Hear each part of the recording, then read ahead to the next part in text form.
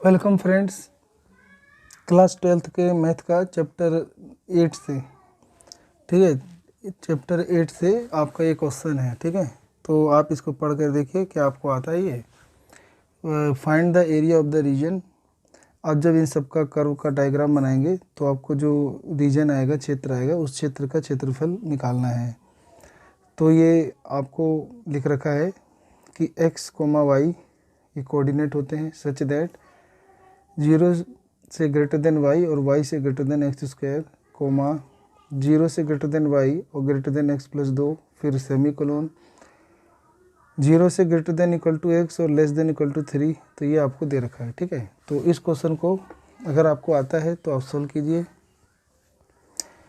तो कर लिया होगा आपने सोल्व। तो अब मैं इसको बताता हूँ कैसे सोल्व करना चाहिए ऐसे क्वेश्चनों को, ठीक है। तो पहले तो ये क्या लिखा हुआ है इसको ध्यान से देखिए। तो 0 ऐसे लिखा हुआ है, तो एक पार्ट हमने ये इधर लिख लिया। फिर यहाँ पर एक पार्ट ये लिखिए और एक पार्ट ये लिखिए। तो इसमें 3 पार्ट थे, 3 पार्ट हमने अलग लिख लिए। अब उसके बाद क्या करेंगे, इसको हम अलग अलग करेंगे। तो एक हो जाएगा 0 से greater than equal to y, एक हो जाएगा y से ग्रेटर देन एक्स स्क्वायर। तो हमने इसे हमने अलग कर लिया, इसे भी आप अलग कर लीजिए, इसे भी आप अलग कर लीजिए, ठीक है।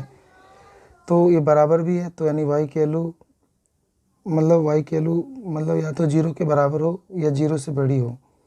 तो y की वैल्यू 0 से बड़ी है, इसका एक मीनिंग होता है कि अभी हम ग्राफ खींचेंगे तो वहाँ पर इसका मीनिंग देखेंगे। y की वैल्यू ग्रेटर 0 से ग्रेटर देन, यानी ये फर्स्ट क्वाड्रेंट में लाई करता है y। अब हम ये क्या लिखेंगे, इसको लेट कर लेंगे कि ये आपका है एक्स स्क्वायर, यानी ये एक पैराबोला है, ठीक है। तो इट इज़ पैराबोला। तो ये एक पैराबोला है, इसका हम ग्राफ खींच लेंगे, ठीक है। ऐसे ये वाला भी आपको ये वही लिखा हुआ है कि फर्स्ट क्वाड्रेंट में लाई करता है 0 से ग्रेटर देन y, और यहाँ पर हम लेट कर लेंगे y बराबर x प्लस 2 ले लेंगे, ठीक है।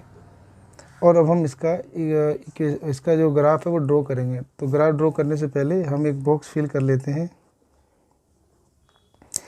x की वैल्यू 0 रखने पे y की वैल्यू 2 आ जाएगी, और x की वैल्यू मान लेते हैं 2 रखने पे y की वैल्यू 4 आ जाएगी, ठीक है। तो एक तो कर यहाँ से जाएगा, नहीं तो आप y की वैल्यू 0 रखोगे तो x की वैल्यू -2 आएगा, ठीक है। तो एक तो ये बन गया। ये इसका मतलब क्या है कि x की वैल्यू 0 से बड़ी, ये भी फर्स्ट क्वाड्रेंट में होती है, और ऐसे ये वाला x की वैल्यू 3 से बड़ी, तो x की वैल्यू 3 से छोटी, यानी 3 से लेस देन। ये सब ग्राफ में आपको वहाँ पे पता चल जाएगा, ठीक है। अब हम ना थोड़ा सा ग्राफ खींचेंगे और आइडिया लगाएंगे कि क्या है ग्राफ में। तो अब हम ग्राफ बनाने जा रहे हैं, तो फिर ही तभी आइडिया लग पाएगा सही, ठीक है। तो ग्राफ बनाते हैं। तो ज़्यादातर ग्राफ जो होते हैं वो फर्स्ट क्वाड्रेंट में ही बनेंगे, तो इसीलिए हम ग्राफ इस तरीके से बनाएंगे कि हमारा जो ग्राफ है वो फर्स्ट क्वाड्रेंट में लगभग पूरा हो जाए, ठीक है।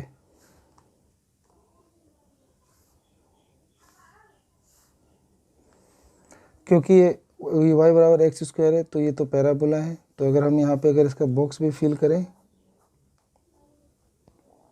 तो x की वैल्यू 0 पे 0 आएगा, 1 पर 1 आएगा, 2 पे 4 आएगा, ठीक है। ऐसे बनेगा। ऐसे ही -1 पर 1 आएगा और -2 रखने पे प्लस का 4 आएगा, ठीक है। तो अब इसको खींच लेते हैं 1 2 3 4 5, ठीक है। इधर भी -1 -2 -3 1 2 3 4 5, सही है। ऐसे और नीचे -1 -2 ऐसे खींच लेते हैं।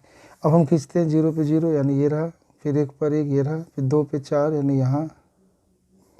तो पैराबोला आपका यूँ जाएगा। यहाँ पर भी ऐसी 1 पे 1 2 पे -2 पे 4, तो इसको भी मिला देंगे, ऐसे चला जाएगा ये, ठीक है। तो ये पैराबोला बन गया। अब इसका बनाते हैं y बराबर x प्लस 2 का ग्राफ। तो पहले ये लिख लेते हैं y बराबर ही एक्स स्क्वायर था, 0 पे 2, तो x की वैल्यू 0 पे 2 यानी यहाँ, तो 0 पे 2। फिर आपका है 0 पे घटा 2, तो यानी एक्स की वैल्यू घटा 2 पे 0, तो घटा 2 ये रहा, 0 ये रहा, ठीक है। तो अब इसको और इसको ऐसे मिला देंगे, नहीं तो 2 पे 4 तो 2 पे 4 यानी यहाँ से, तो हमारा ये लाइन जाएगा यहाँ से, ठीक है। तो ये बन गया तुम्हारा y बराबर x प्लस 2 का ग्राफ। तो ये इंटरसेक्ट यहाँ कर रहा है और यहाँ भी कर रहा है इंटरसेक्ट, तो इंटरसेक्टिंग पॉइंट पता करना पड़ेगा आपको। तो यहाँ पे लिखेंगे फॉर इंटरसेक्टिंग पॉइंट। तो इंटरसेक्टिंग पॉइंट के लिए क्या करेंगे, solving equation first and second. तो इसे आप फर्स्ट मान लो, इसे आप सेकंड मान लो, ठीक है। तो y बराबर एक्स स्क्वायर था और ये y बराबर x प्लस 2 था। तो अब ये भी y है, ये भी y है, तो एक्स स्क्वायर बराबर हो जाएगा x प्लस 2 के। ये इधर आएगा तो x square minus x minus 2 बराबर 0 हो जाएगा, ठीक है।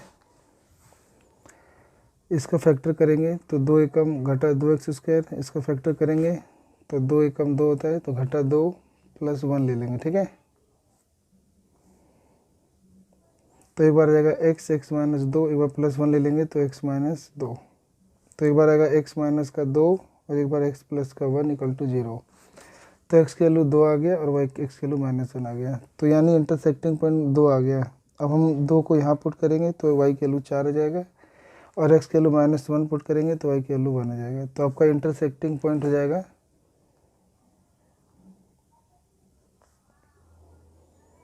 ये हो जाएगा 2 पे 4 और एक बार एक्स की वैल्यू घटा 1 पर 1। तो ग्राफ में दिख भी रहा था कि एक बार यहाँ काट रहा है घटा 1 पर 1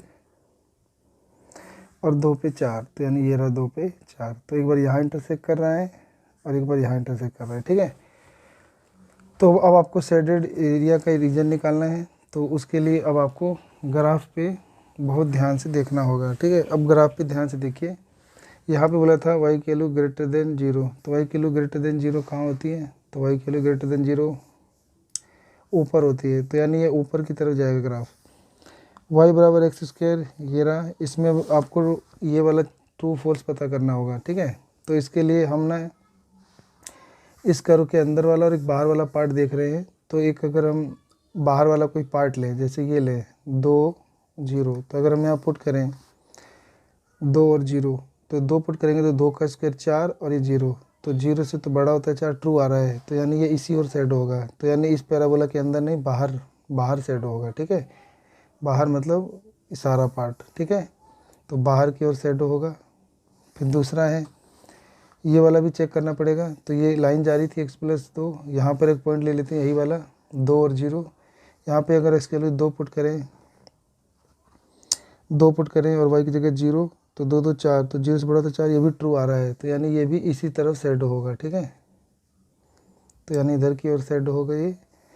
और फिर अगला है ये x की वैल्यू 0 से बड़ी, x की वैल्यू 0 से बड़ी इसी तरफ होती है और x की वैल्यू 3 से छोटी, तो x की वैल्यू 3 कहाँ है, ये रहा। तो x की वैल्यू 3 का ग्राफ खींचोगे तो ऐसे जाएगा,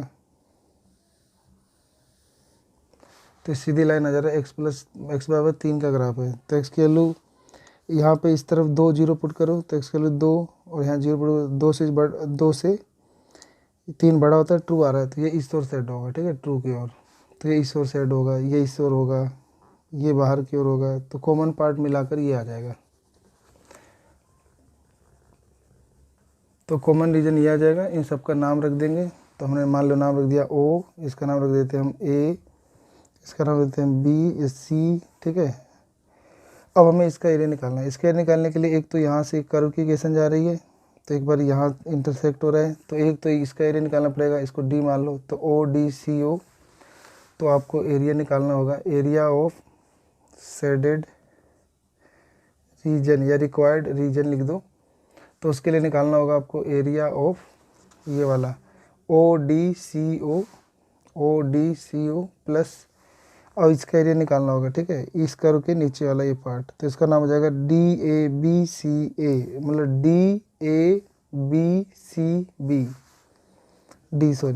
तो यहाँ लिख देंगे एरिया ऑफ DABCD, सही है।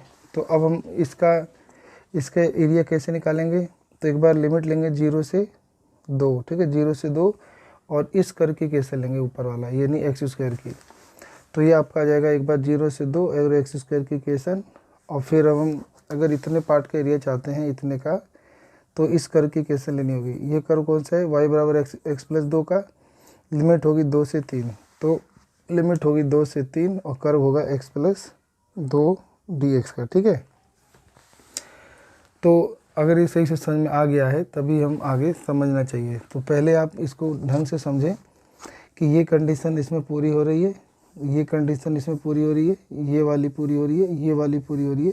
ये सारी कंडीशन जब पूरी जाएगी और जो शेडेड एरिया आएगा उसका एरिया निकालेंगे। तो अब इस कर्व के नीचे जो ये एरिया इसका एरिया निकालना है, तो लिमिट 0 से 2 लेके इस कर्व की इक्वेशन ले लेंगे एक्स स्क्वायर वाली। और जब हम इस इतने की एरिया चाहते हैं तो लिमिट 2 से 3 ले लेंगे और इस कर्व की कैसे ले लेंगे, स्ट्रेट लाइन वाली ये वाली। ठीक है, तो हमने वही यहाँ पर किया है। अब बस इसे सोल्व करना है। तो एक्स स्क्वायर का इंटीग्रेशन क्या होता है कि एक पावर जुड़ जाता है, तो 2 और 1 3 और 3 से डिवाइड, लिमिट 0 से 2। ठीक है, ऐसे ही फिर इसका करेंगे तो हो जाएगा एक्स स्क्वायर बटा 2 और इसका हो जाएगा 2x, लिमिट हो जाएगा 2 से 3। एक बार अपर लिमिट रख के फिर एक बार लोअर लिमिट रख के माइनस करते हैं। अपर लिमिट रखेंगे तो 2 की क्यूब बटा 3 और माइनस 0 की क्यूब बटा 3। ऐसे एक बार अपर लिमिट रखेंगे तो 3 का स्क्वायर बटा 2 प्लस 2 गुना में 3 और माइनस एक बार 2 रखेंगे, 2 का स्क्वायर बटा 2 घटा 2 गुना 2। ठीक है, सॉरी जमा। अब बस इसे सोल्व कर देंगे। ये हो जाएगा आपका 8/3, ये तो 0 हो जाएगा। ये हो जाएगा 3 का स्क्वायर 9/2 और 3 दूनी 6 और ये जाएगा आपका घटा, ये 2 से 2 कट जाएगा तो बचेगा 2 और 2 दूनी 4, 2 में से 4 के घटा, सॉरी ये कटेगा तो 2 और ये जाएगा 4 6, तो आपका ये जाएगा 6। ठीक है, तो ये 6 से 6 कट जाएगा, एलसीएम लेंगे 3 दूनी 6, 3 के पढ़े में 6 2 बार आता है तो 2 8 16 जाएगा और ये 2 के पढ़े में 6 3 बार, 3 में 27 जाएगा। अब दोनों जुड़ जाएगा तो 43/6। तो ये जो 43/6 आ गया है, ये आपका क्या आ गया है, ये आपका आंसर आ गया है। तो यहाँ पे लिख दोगे आप स्क्वायर यूनिट। ठीक है, स्क्वायर यूनिट, तो ये आपका एरिया आ गया। ठीक है।